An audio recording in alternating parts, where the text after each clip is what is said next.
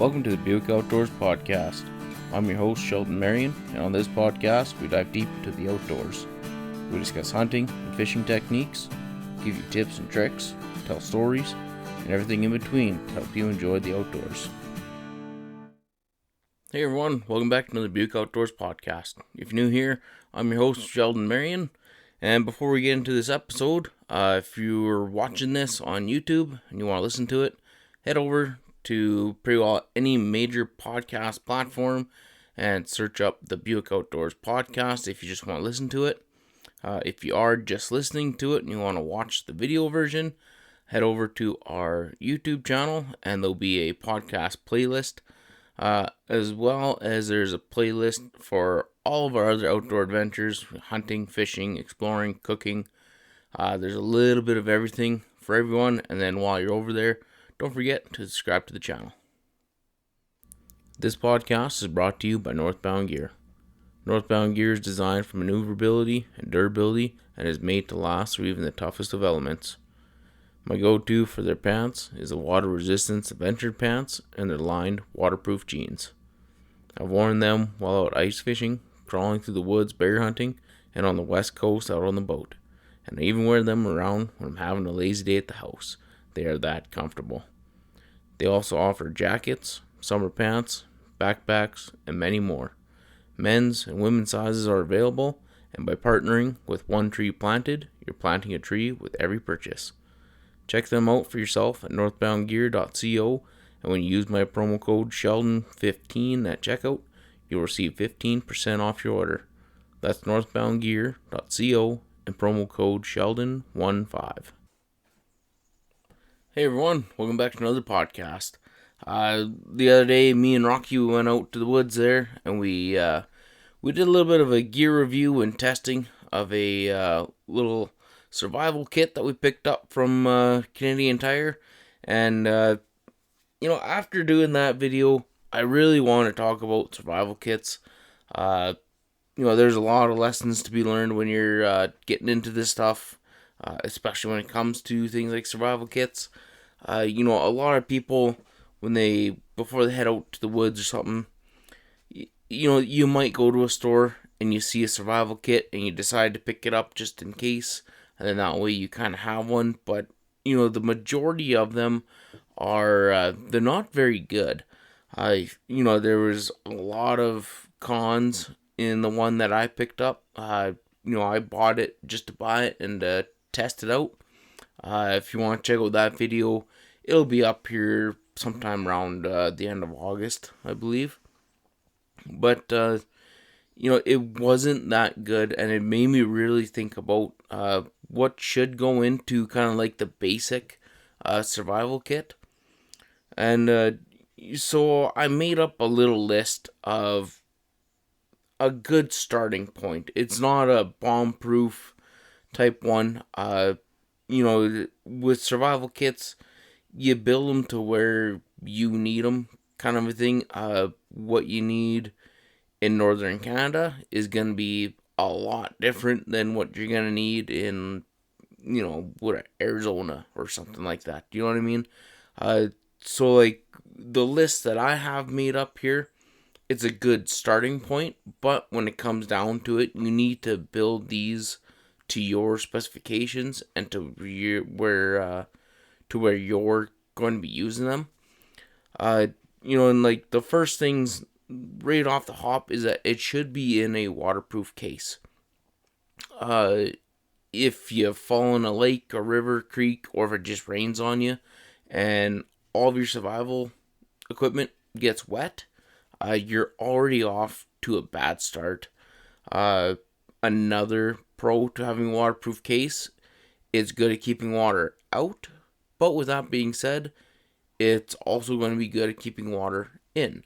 So if you need to store water, empty your kit out in a safe place, take your waterproof bag, go to the creek or river or lake, wherever it is that you're getting your water, or if it's just rainwater, fill it up, and depending on the size of your case, you now have potentially like 1 or 2 liters of water.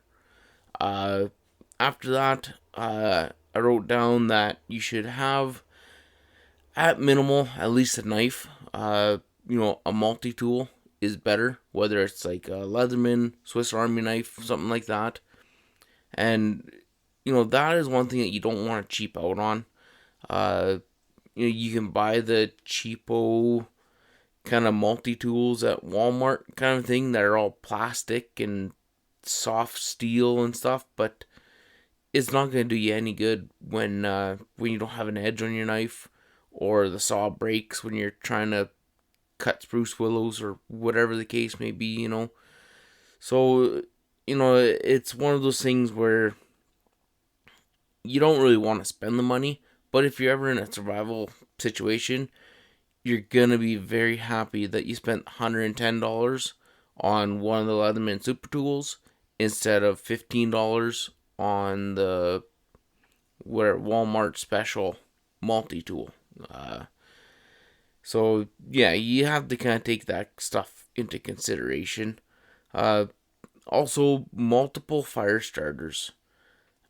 I don't know how many times I've had a lighter with me in my pocket, went out somewhere, go to light a fire, and for some reason, lighter doesn't work. The flint broke and knocked off, or it got all wet, whatever the case may be. A good flint and steel that actually works. There's a lot out there that they cost $5-10, and some of them work flawlessly. Others are terrible. Some of them too, it's like a block of magnesium with the steel on top, like the ferro rod on top. And what those ones are for is you take your magnesium and you scrape it off into a pile, and then you flip it over and use a knife or a steel that comes with it, and you go on the ferro rod, and that sparks pretty well. And that spark hits the pile of magnesium, which flares up, and then from there you have like your grass bundle or whatever it is that you're using, birch bark, old man's beard, whatever it is that you're using for your fire starter, and it starts a fire very quickly. Same with matches. I always have at least a box of matches. There's like the windproof matches and waterproof matches that you can buy. A lot of times though, is all that is it's like a match that they dipped the tip in like candle wax, but then the box itself isn't waterproof, so if you get the box wet, you have no striker. The wood isn't encased in wax, so even though you can strike it, you can get a big flare up, and then it just kind of goes out. Because it flares up, it hits your wet matches, and it goes out. There are windproof matches, but I really don't like those. Just, to me, they seem dangerous. I've messed around with them a couple of times now, and I really don't like them at all. They burn extremely hot, and it's like a violent fire. And if you ever screw up and drop it and you start something else on fire or whatever the case may be, you cannot put those matches out. There's some that are kind of windproof and waterproof, and there was one that kind of burnt underwater, so I don't know what kind of a chemical reaction that they had in the matchstick itself, but like, I don't like those ones, just because in case, if you burn your fingers and you drop it and then it starts the grass on fire, you can put the grass out, but that match is still going to be going like crazy. For me, the best thing that I would recommend if you want some sort of kind of like a waterproof case for your matches is you get just a box of regular old wood matches, take whatever it is, handful of them out, and you grab a pill bottle, like a prescription pill bottle with a rubber rim on the inside, the one they have to push down and turn to open, like the childproof ones.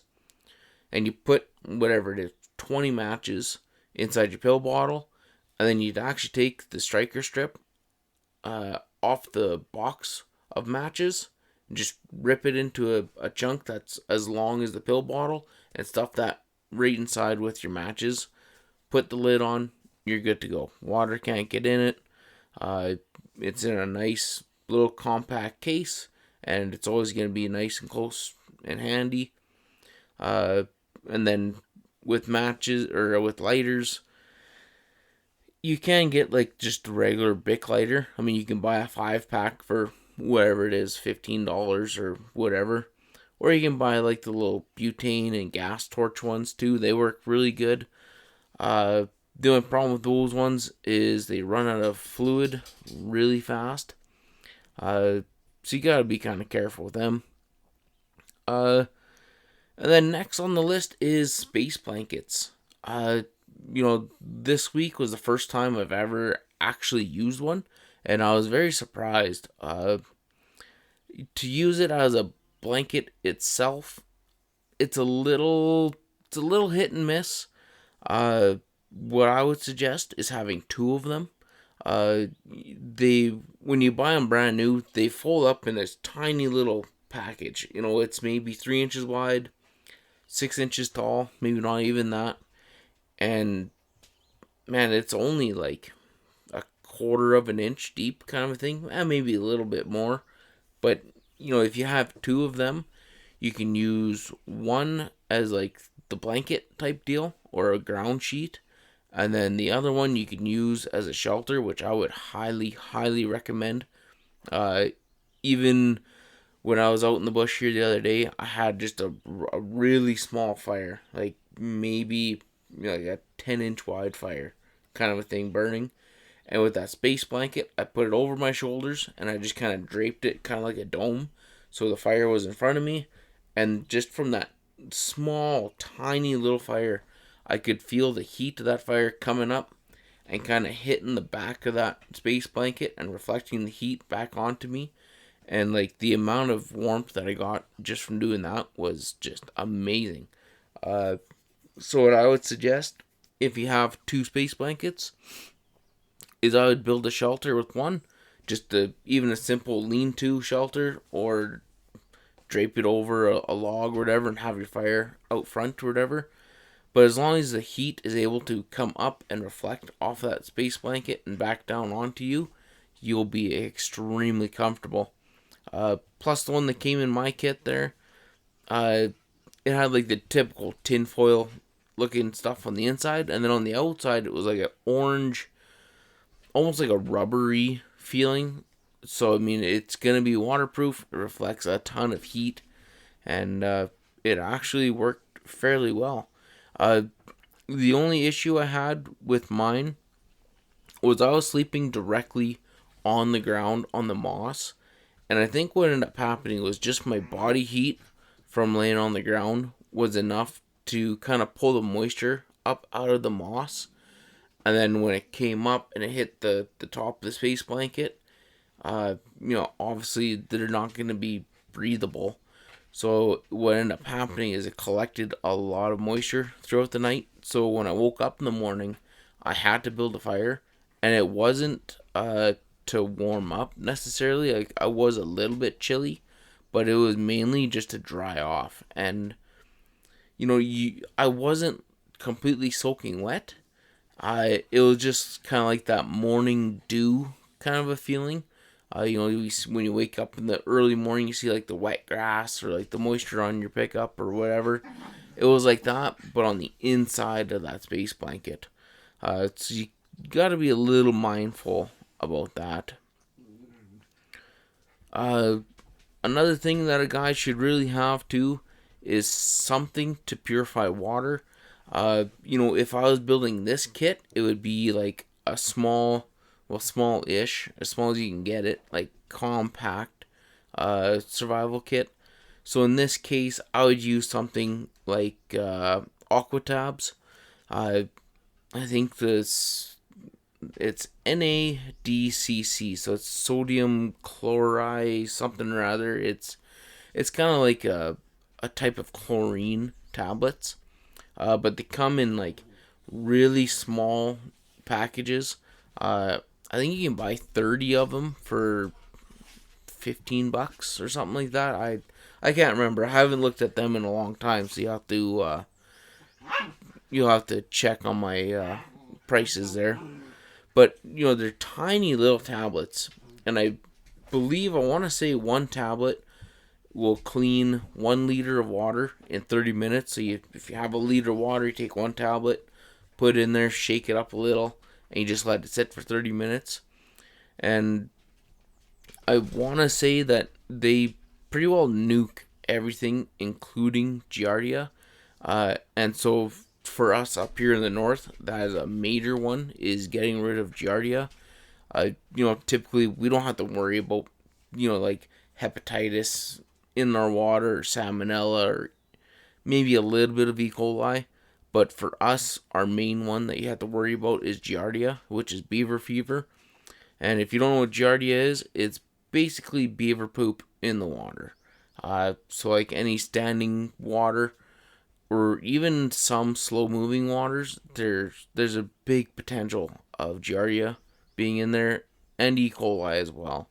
We have a lot of farmers and ranchers in this area where the cows go down to the Blueberry River, take a drink, take a dump, walk away. Now if you're downstream where your canoe flipped over, you fill up your water from there, you're going to get cow poop in your water. There's also a lot of beaver on the Blueberry too, so you're going to have beaver poop in your water too. So that's where you really want something that's actually tested and proven to work for sure on that stuff. And with Giardia too, like you really, really, really don't want to get that. The symptoms of Giardia, it can kick in within a day or two, up to like a couple weeks later. For some reason or whatever, I guess it just affects people differently.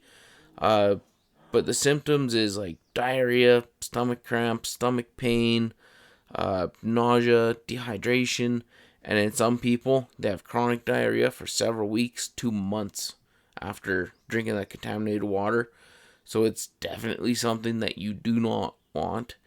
The good thing though is if you do get Giardia, and you happen to get to the hospital right away, if you went into the hospital and said, "Hey, look, I drank some terrible water, pretty sure it's Giardia," they'll set you up with antibiotics, and by the sounds of it, within like a couple of days, it's gone out of your system.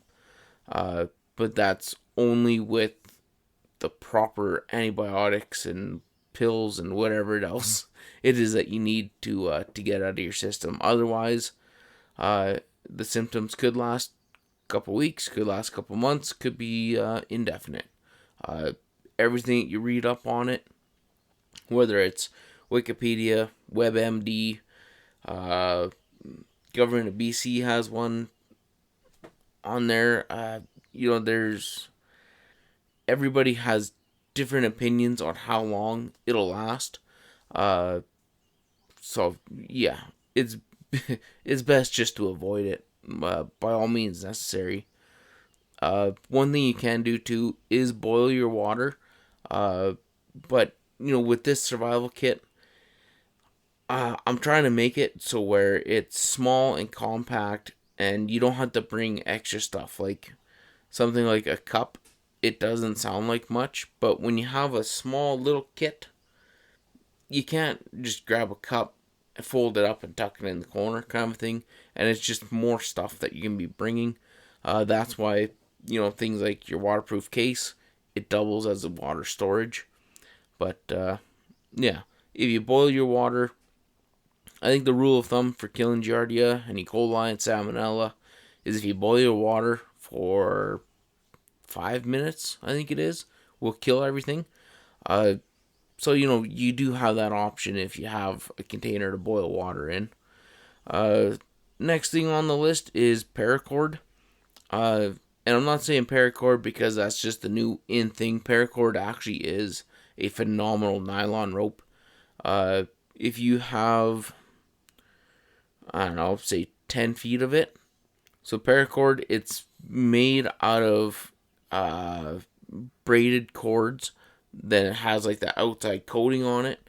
And with the Paracord, if you cut that outside coating off on the inside, you can unbraid it. So if you have 10 feet of it, I want to believe, I want to say that it's 7 cords that are all braided on the inside. I could be wrong. I can't quite remember. But even if it is only 7, once you cut the outside coating off and you unbraid everything, if you have 10 feet of paracord, once you unbraid it all, you have like 70 feet of cord. That's all extremely strong, and you can use that stuff for a ton of things. The main one would be like building a shelter or building a little tripod, tying your tarps up, hanging meat up, whatever. Like, there's so many uses for paracord and just kind of cordage in general. Another thing that's a great idea to have is some sort of snare wire. If you go to like, whatever, your regular old PV Mart, Canadian Tire, Walmart, whatever, you can buy these small little rolls of rabbit snare wire, and they come between 20 and 24, maybe even 26 gauge, and they go up by 2, so there's 20, 22, 24, and 26 gauge. And it's kind of like a shotgun. The higher the gauge, the smaller the cord. So like a 22 or 24 would be probably best for kind of all-purpose kind of a thing. With the 20 gauge, 20 gauge is the best for rabbit snare wire. The only problem is if you're snaring, like squirrels, sometimes they don't quite have enough weight to really tighten it up enough to actually kill them ethically. So it's survival situation, survival is survival. If you happen to catch a squirrel and you got to finish the job, so be it. But we're going to try our best not to do that. And then if you go too thin, like if you have 26 gauge and you catch a rabbit, there's a good chance that him just kind of kicking with his feet, he's just going to snap that wire off. So like a 22 gauge would probably be about best for the snares. And those things too, if you go to Canadian Tire or wherever, normally you can get like a 25-foot roll for, I don't know, around $5, I think. Like, it's very cheap and inexpensive. And even if you have, I don't know, 2 or 3 of those, you can make a pile of snares with, 50 feet of snare wire. And if you use them right, you can reuse them. So, I mean, they can last quite a while, as long as you don't get a rabbit that got into your snare wire and kicked with his feet and twisted it all up. But like squirrels, if you have like a running pole set, they run, that snare catches them underneath their chin, they hit the end of it, they fall off the side, it cuts off the blood supply to the brain, and within 30 seconds they're knocked out. They don't feel anything after that, and within 2 minutes, basically you got a meal. So with that being said, you can actually feed yourself if you have some snare wire. I know a lot of kits, including the one that I tested out, it came with fishing line, and I think it was 4 fish hooks about size 8, and then 2 tiny little split shots. And it's a good idea, but the amount of fishing line that they give you, it might have been 10 feet. So it's better than nothing, but at the end of the day, it's almost useless. You would be able to catch a fish with that.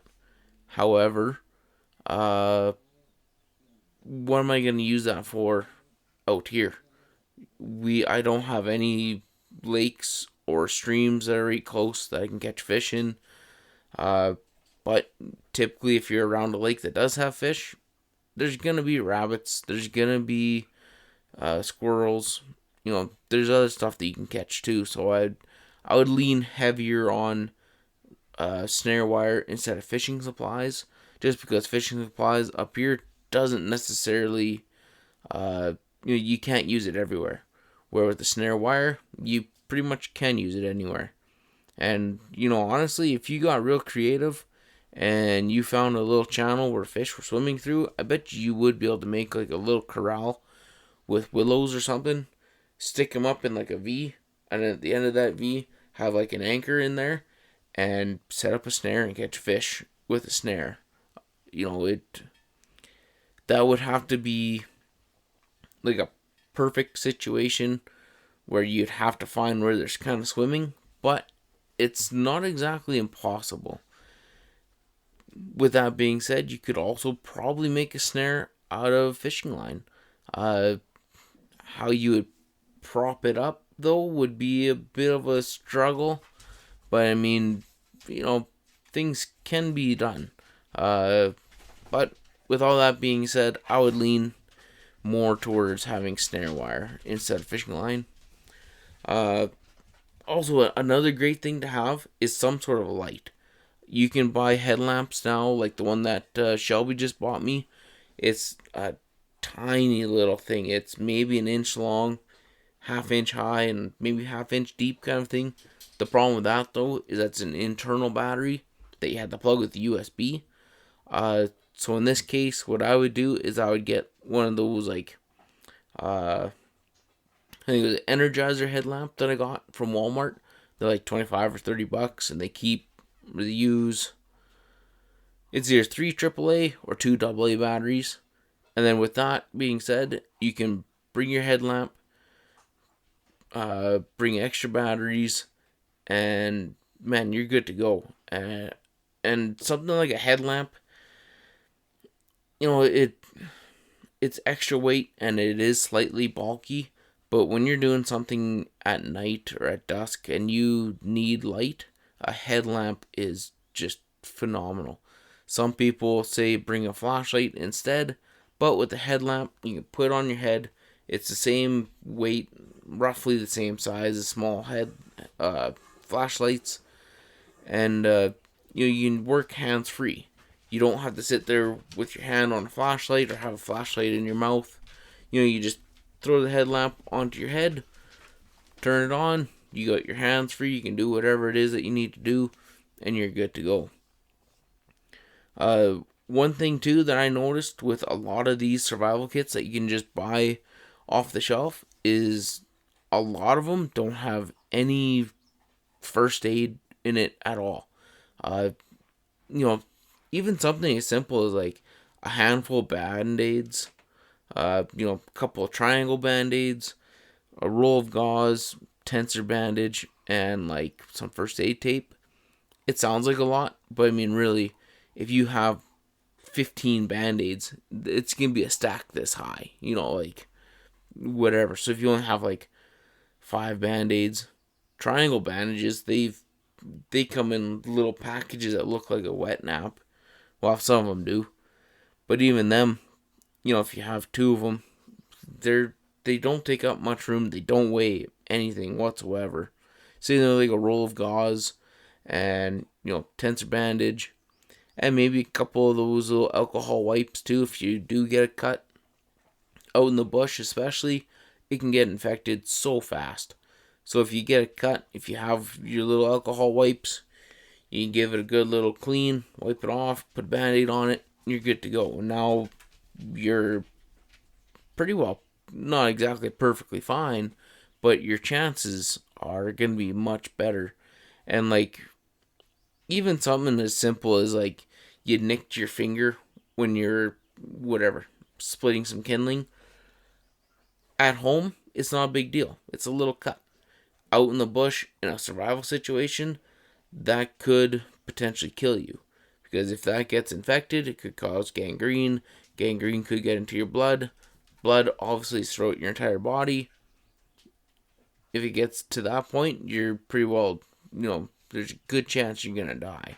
So that's why, like, when you're in these survival situations, you have to be extremely mindful of what you're doing. One thing I don't like is like those inReaches and stuff like that, because it gives you a really, really false sense of hope. It's like, if I do something stupid, it's okay because I have this device that I can get help. It's not a big deal. So then you start cutting towards yourself. You start making those stupid jumps. You start climbing a tree. You don't watch where you step. For me, I pay way more attention if I know that if I get hurt, I am screwed. Because then I pay attention. Before I take a step, I look down. Before I grab a branch, I test it. Before I cut something, I make sure if something slips, I'm not going to cut myself. I am way more cautious when I'm in an area where I am 911. If you do not have any way to get a hold of somebody to help you out, you're either going to die a stupid death or you're going to be mindful of every little thing that you do, because every little thing could turn into a huge thing. So, just be careful when you're out there. I kind of rambled on about that. That's not part of the survival kit. But anyways, another good thing to have is a whistle. Old school days, it was always like the little mirror, the signal mirrors. I don't know about you, but I have no idea how to use one of them. You give me a whistle, I know how to use a whistle. Plus, out here, there's not a lot of air traffic. And really, if I see a plane, if I have a fire going, a smoke signal is going to work better than a flash. Out here, we don't have enough people that go missing or whatever while they're out hiking for a pilot to get flashed by a mirror and for them to know what's going on. If anything, it's going to be an irritant. But if you have a signal fire, who knows? It's probably going to be the same thing. Pilot might look down and go, somebody's having a fire. And he's not even going to think twice. He's just going to keep on flying, right? But with the whistle, it's nice because if somebody is out searching for you, if it's search and rescue, a friend or whatever, if they start calling your name, if you're extremely dehydrated, your voice isn't going to really work all that great. Your throat's going to be dry and scratchy. You're not going to be able to yell out very loud. However, it doesn't take much to go and blow a whistle. So, a whistle is a great thing to have. Plus, that high-pitched tone of a whistle carries through the trees way better than your voice yelling out. And then also, some sort of, like, allergy relief and pain relievers. Benadryl is a great all-around allergy pill.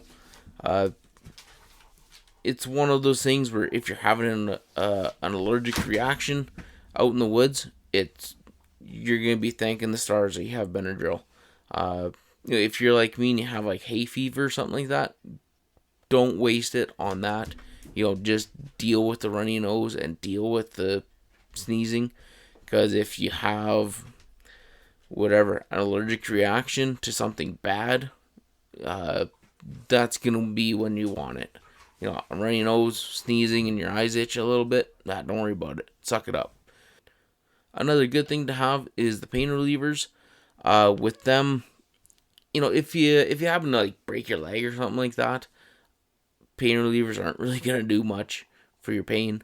However, if you pull a muscle or sprain an ankle or something like that, then they will work pretty good, and you're going to be pretty thankful that you have them.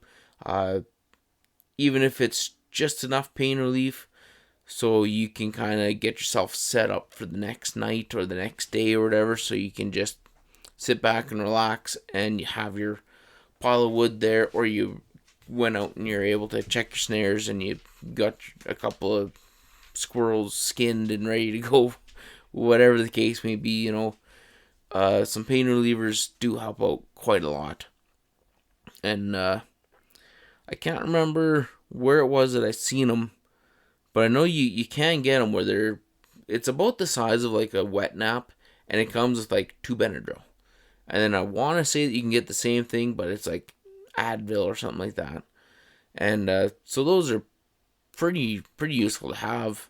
Those little things are like inch and a half square. You just rip it open. They're paper with like a plastic coating on the inside. So even if they do get wet, it shouldn't soak all the way through.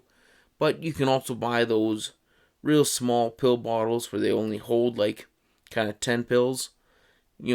Buy a couple of them and you'll be good to go. But with all that being said, and if you have all the gear even in the world, if you have like a 20-pound survival kit, you are never going to be prepared unless you actually test your gear. Like with a kit that I just kind of laid out here, it's not going to be very big. It might be a pound or two, maybe. Yeah, we'll say about 2 pounds of stuff. Just because there is a couple of bulky things like, a multi-tool, headlamp, batteries, kind of a thing. So there's going to be a little bit of weight, but for the most part, this is a great, small, compact, lightweight survival kit to get you going, and it kind of covers all your bases. But with that being said, make sure you know how to use a flint and steel. If you have one for a survival situation, I would much rather build a couple fires in my backyard and go, okay, yeah, I now know how to use this, and I'll figure it out while I'm in a controlled environment in my backyard where if I don't get a fire going, the only thing that happens is I come inside and Shelby's sitting there pointing at me and laughing, going, haha. You know what I mean? It's not, oh shit, I might die of hypothermia tonight because I don't know how to use a flint and steel. I'd rather deal with a little bit of embarrassment from the wife instead of being dead in the cold. You know what I mean? So with that all being said, just like try this out when it comes to things like the Aqua Tabs. You can buy a pack of 30. You don't need 30 in your survival kit. Take 2 tabs, test it out. See if that water upsets your stomach. Again, something like an upset stomach when you're at home, sure, it sucks. You're not feeling too good. Whatever. You sit back and you relax on the couch until it goes away. If you're in a survival situation, that could potentially kill you. You have to be moving, you have to be proactive, you have to be doing stuff, and you have to be preparing constantly for the next night, the next day, the next week, whatever it is. So, test it out. Grab a liter of water. Even if it's just clean tap water, whatever. You're not testing the water, you're testing the tablets to see how it affects you. It might not have any effects on you at all. It might give you explosive diarrhea. You never know how this stuff is going to affect you until you test it. I'd rather have explosive diarrhea at home where I have a nice little toilet that I can go and sit on instead of being in a survival situation with no fire because I didn't test my flint and steel at home, and also I'm out back hugging a tree, crapping my brains out because I didn't test this. And if it does do that to you, try a different one. There's more than just one water purification tabs. There's also other methods you can use. There's a Lifestraw you can buy. There's the gravity feed one, where it's kind of like a Lifestraw, but it comes with a little bag that you collect your water in. You connect that to your little, whatever it is, gravity feed filter. Then underneath is another water containment that the clean water drips into. Those are good to have. The only problem with those is that they take up quite a bit of room. But if you're not too worried about it, give her. Same like your paracord. If you buy a thing of 50 feet of it, cut a foot off and cut the outer coating off there, and unbraid it. See if you can actually do it at home. Again, I'd rather screw this up at home and go, well, that was a waste. Toss it in the garbage and try it again. instead of being out in a survival situation going, well, that was a waste. Now I'm kind of going to be struggling to build a shelter or whatever it is that you're going to use it for, right? Same with like snares and stuff. The unfortunate thing with snares is if you want to test it out, I don't know the best way of saying it, but basically it's illegal. However, I won't tell anybody if I see you out testing snares. And like, when it comes to snare building, I don't know, it's a gray area. If you're using snares for rabbits and squirrels, I really don't think anybody's gonna cause much of an issue with that. If you're snaring like lynx and coyotes and stuff, yeah, that's definitely illegal. But if you're testing it out to see if you're able to snare a squirrel, so you have something to eat, yeah, I'd take the chances. And if you want to know how to make a snare, it's pretty hard for me to explain right now, but basically, you take a length of your snare wire, whatever it is, a foot long. On one end, you make a small little loop, and you just twist it nice and tight. You take your tail end, you put it through your loop, and you pull it till your loop now is about an inch wide. And then you have a nice long tail section. That, you just wrap it around your running pole, and you just wrap it around the wire itself, and set that up so it's about, 3/4 of an inch off that branch, and you put that branch between two spruce trees. Then that way, when the squirrel runs up the spruce tree, he gets on that running pole, he goes across, there's that little snare that's about an inch wide, that's about 3/4 of an inch up. Perfect height for a running squirrel to go through it. It'll catch him on his chest, it'll tighten up, it'll snap him off to the side, and you'll sit there dangling, and within a few seconds, no more blood's going to his brain, he gets knocked out. After a couple minutes and no blood supply to the brain, you're completely dead. So it's one of those things where it's really easy to do, it's ethical, and you can get a lot of meat off of a couple of squirrels.